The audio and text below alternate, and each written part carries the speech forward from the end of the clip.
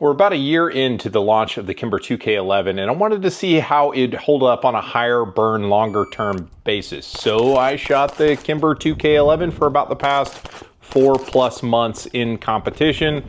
I shot a couple locals, 3 majors, and 2 national championships, and all of the associated training with this gun. And so I'm going to tell you about how it is stood up over at least 6,000 rounds. I wasn't keeping track. I wanted to see how the gun would hold up to higher burn usage. I changed 2 recoil springs on it, more on that in a bit, because, you know, they wear out, and I went through 2 of them. So at least 6,000 rounds on the gun. And while this is gonna be aimed at the competitive shooter, I mean, just general interest 2011 guys will still get a lot of information from what I went through with this pistol.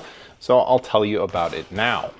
And first things first, yes, this is the same pistol used in a review earlier. This was sent in by Kimber, so if you want to make the shill comments, feel free, but I'm going to leave it all on the table for you. You can just have a lot of information, and whether it's good or bad's up to you. So this is the stainless target version of the 2K11, and it is the version of the Kimber guns that I would actually recommend because it's got the MJD plastic grips. You want those, not the aluminum grip. The aluminum grip isn't quite bitey enough. The plastic on this MJD is incredible. It has a really good machined texture, although at this point there's a lot of dead skin cells in it because I've been using it a bunch. I mean, look at that. You see all that skin in there? Yeah. Now let's talk about what I did to the gun. And I didn't do much, honestly. The gun basically came as you see it, with the exception of this magazine well. This is an MJD mag well. Kimber sells them on their site, all sorts of colors. Got a red one because, you know, red. And I swapped out the trigger shoe on the gun. This is a red dirt Chile trigger shoe, and I think it's an F4 profile. The OEM trigger profile is really long on the Kimbers, and while it's fine for slow fire, when I was starting to shoot at pace, if I got a little too froggy, I started pushing shots left because the trigger is just a little bit longer than I need it to be. So I put a shorter trigger on it. The pull weight is exactly the same as it was when I first got the gun. I've still got the OEM sear and hammer in there, and everything is good. Manual safety on the strong side. Now, there is a hot spot on the old profile of the safeties. This is actually the new one that's going into production with Kimber. I mentioned that this was not great, and they said, check this one out. This is what's going to be going into production. So this has been reprofiled. It has a different blend. It dropped right in. There's no fitting. There is no wiggle at the bottom, and it clicks on very positively. It feels like it is a tooled part, even though it is a metal injection molded part. More on that in a bit. Let's talk about the recoil spring. So the OEM spring rate on the recoil spring is 10 pounds, and they have a recommended change interval of 2,000 rounds, which is really short. I said, nah, they go way longer than that. I'll swap it at 5. And just north of about 4,000 rounds, I started to see some failures to go into battery because I shoot 147 taper cone projectiles, and those don't feed super good.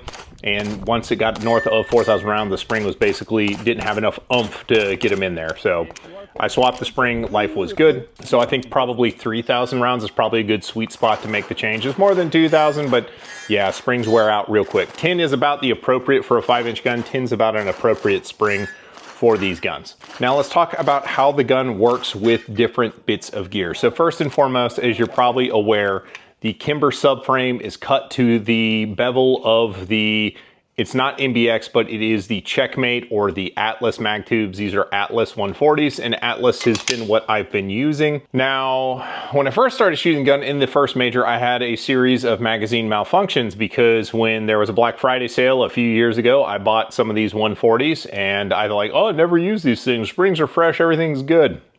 Everything wasn't good. And what had happened was the springs were actually pretty worn out, and I found a fun thing about the Atlas followers.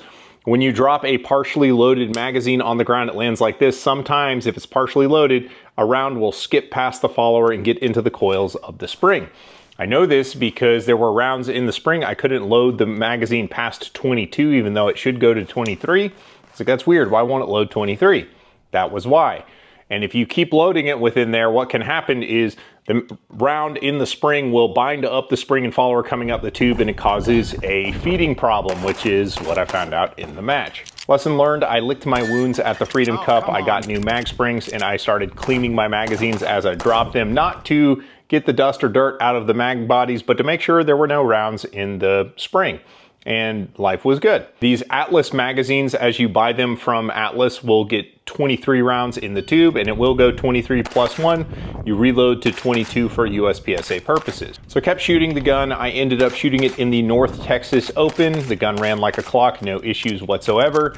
Then IDPA Nationals was on the horizon, and I had about 3 weeks or so from that point to swap over to short regular mags and shoot from concealment. IDPA went fine. There were no issues with the short mags shooting IDPA. Then I pivoted back onto the 140s and shot the USPSA Area 4 Championship, and everything went fine. There were a couple club matches in there, but now we're at the beginnings of the USPSA National Championship, and I talked to my buddy Keanu over at the Competitive Shooting Resource Group, who was developing a new spring and follower for these magazines. So since Nationals, I decided to swap out the springs and followers in the magazines to his spring and follower. And what I found was that the Competitive Shooting Resource Group spring and followers will get 24 plus 1 and reload to 23, which makes the Atlas mag tube all that much better, and it doesn't have rounds skip past the follower into the spring, which is good. At the National Championship, I didn't really have any issues that were gun related. I did have 2 mag related things. Here's the black eye stuff. Somebody was talking to me when I was cleaning my magazine, reassembling it, and I managed to put the spring and follower in the magazine backwards. So I used that mag on a stage, and as a result, I ended up having the mag stop about 3/4 of the way through the magazine. Contributed to a low score on that stage, but that's entirely my fault. You can call that an ID10T error. The IT folks will appreciate that. There was one mystery nosedive round on my second to last stage on a reload, and the gun just kind of locked up out of battery. It didn't feed, which is not something that had happened with the gun ever at this point. And what I think happened was that there was a series of stages where I just used one magazine basically. So I had the magazine just hanging out on my belt, St. George, Utah, which is where Nationals was held. And as a result, I think the spring follower just bound just a little bit to make the feeding go weird. It could be my weird projectile choice. It's probably a combination of all three.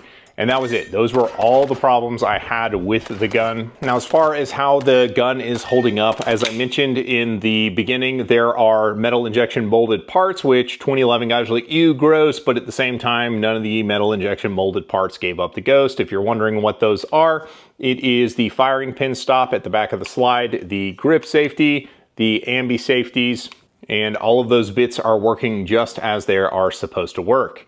As far as the gun holding up, I didn't really use a traditional Kydex holster with this gun a ton. I did in the IDPA days. And what I can say is the Kimber finish that's on the gun, this is one of the early versions of the stainless target, which has like this kind of like granite colored slide. It's not exactly a true stainless. And on the high points of the gun at the front of the muzzle, there's just a little bit of the Kimber that has worn off, specifically on the edges of the slide where it'd be going into the holster. But generally it's held up pretty good. As far as inside the gun, under the barrel, which is this PVD coating, there's a little bit of a wear mark where the barrel locks up with the slide, but at the same time, you know, for a gun with thousands of rounds on it, it's doing just fine. And I did notice through maintaining the gun that there are some machine marks inside the ejection port, which I don't really care about. They don't affect the function of the gun, but you can see them if you look for them. And you only really notice those on a clean gun, because I normally don't keep the guns like super clean, but because at Nationals I was cleaning the gun every day, I noticed it. Talking about 2 quality of life things I really appreciate about the Kimber 2K11. The first and foremost is the toolless guide rod that they have. It makes maintaining the gun very, very easy. With the short rail, you can twist the guide rod and lock the recoil spring, so taking the gun apart becomes super easy. And I also really like the external extractor. It has super consistent ejection. If you look at the footage, I mean, you can almost stack the shells in a pile with how it throws the brass from the gun, which is what you want. And that's really something that a lot of 2011s with internal extractors, including high dollar ones, I've got one that cost, you know, over twice what this gun cost, that I had to take a little tension out of the extractor because it was too tight. It was getting failure to feed sometime because there was too much extractor tension from the factory of a premier builder that you would recognize the name. And that's not uncommon with 2011s. When you play around with a lot of them, even the big name brands will have extractor issues from the factory, and the external extractor is just super consistent. I think that an external extractor should be the standard for these kinds of guns. So basically all of the issues I run into are only in the super high capacity with the flat follower magazines, where you're trying to make sure that you're getting all the rounds you can get into the mag tubes. Now, it sounds like, oh, it's a 2011 issue. No, everybody who's running flat followers in these kinds of magazines are facing the same challenges. Just trying to put 10 pounds of stuff into a 5-pound bag creates issues, and all of mine were related to specifically that aspect of getting the gear running. As far as fit and how it fits into everything, this is the MJD grip. It fits right on the gun with no fitting. I mean, it's technically made for Kimber as an OEM, but at the same time, it's the same screw and mounting pattern as any other grips. For giggles, I'm going to max this gun out and just, you know, really kind of make it my own. And Henning was selling new 2011 grips, so I have this Dawson Magwell and this absolutely gorgeous, look at that guy. Got this grip that I'm going to be putting onto the gun and see, you know, how it is. It's going to look super fantastic. So be sure and follow the channel if you want more information on these bad boys. Yep. So that's it. I mean, the gun is basically 100% as long as you take care of the mags that you're feeding the gun, which is no different from any other gun. It's held up well. It is about the least amount of money you can spend on a 2011 to have all of the stuff generally correct. And it has some nice creature comforts as well. If you've got any more questions, you know, sound off in the comments below and I'll try to get to them. If you want more information on the 2K11, I've made 2 videos on 2K11s that aren't this one, and you can check those out as well.